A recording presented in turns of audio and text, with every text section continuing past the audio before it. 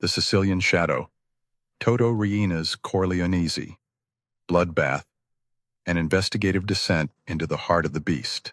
Palermo, 2:13 a.m., May 23, 1992. A single beep, then silence, then the world explodes. A half-ton of TNT hidden beneath the A29 highway detonates with the force of an earthquake. A white Fiat Chroma carrying Judge Giovanni Falcone rockets skyward in a column of fire and asphalt. For one frozen second, the night turns white.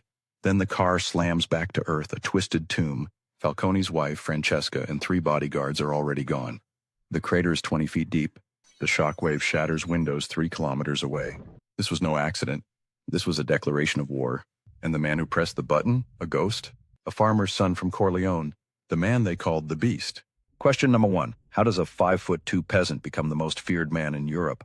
Ordering murders from a bunker while sipping espresso in a silk robe? Question number 2. Why did he dissolve a child in acid and then send the bones to the father? Question number 3. He's been dead since 2017. So why are Italian courts still finding his fingerprints on new murders in 2025? Buckle in. This is not history. This is a live wire, part 1, The Birth of the Beast. Corleone, 1943. A 13-year-old boy digs through the rubble of his family's shack. His father and brother, vaporized by a Watsu-2 bomb they tried to sell for scrap. The boy's name, Salvatore Riina. He doesn't cry, he learns. 6 years later, 19-year-old Riina guns down a rival in broad daylight. First kill. First message, I take what I want. By 1969, he's a fugitive phantom, 23 years on the run, married into Mafia royalty, father of 4, and never photographed once. His weapon, fear so pure it paralyzes. Part 2. The Corleonesi Purge. 1,000 bodies, zero mercy. 1981-1983, the Second Mafia War. Riina doesn't negotiate, he eradicates. Then Stefano Bontade, Palermo's Prince of Villagrazia, is machine-gunned in his Alfa Romeo on his 40th birthday. And Salvatore Inzerillo is shot. Then his aunt is strangled, his 15-year-old son dissolved in acid to erase the bloodline. Filippo Marchese, Riina's own hitman, runs a death room. In Palermo, victims garroted, drained of blood, then melted in vats. Even Marchese ends up in the acid. Riina's loyalty expires the moment you blink. The White Lupara, a new weapon, not a shotgun. A vanishing, entire families disappear. No bodies, no funerals, just whispers. The Corleonesi took them. We don't kill people, we cancel them. Giovanni Brusca, Riina's favorite butcher. Part 3. The Child in the Barrel. November 23, 1993. A horse ranch in the Madoni Mountains. 12-year-old Giuseppe Di Matteo is lured away with promises of seeing his dad, a mafia turncoat. 779 days later, after torture, starvation, and a mock execution, the boy is strangled.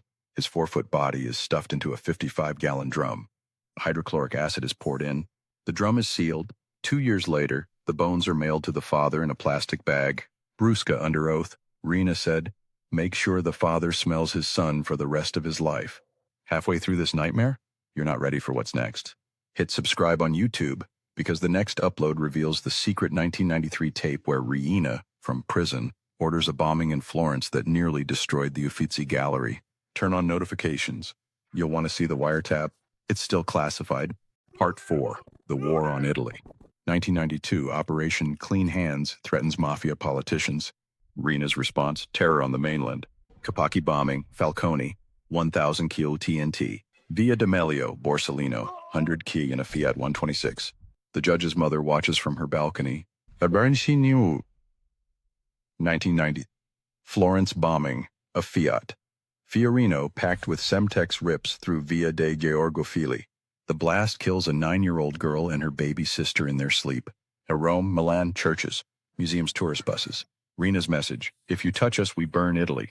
Part 5, The Bunker. January 15, 1993, 9:07 a.m. A black Mercedes stops at a traffic light in Palermo. Inside, a 62-year-old man in a camel coat sipping coffee. Carabinieri swarm.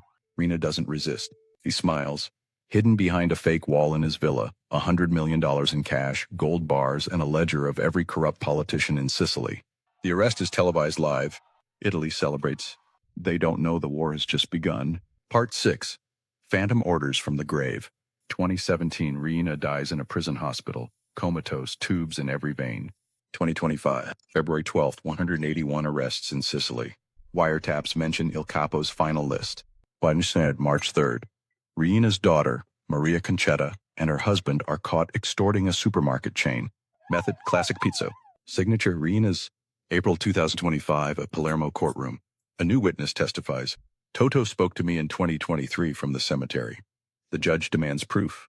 The witness plays a voice recording, grainy, distorted, but the cadence is unmistakable.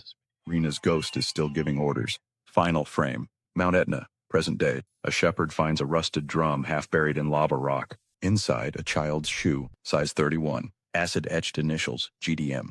The case is reopened. The beast is dead.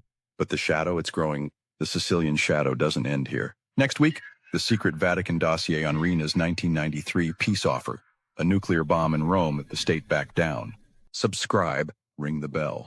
Because some stories don't stay buried, and some beasts never stop hunting.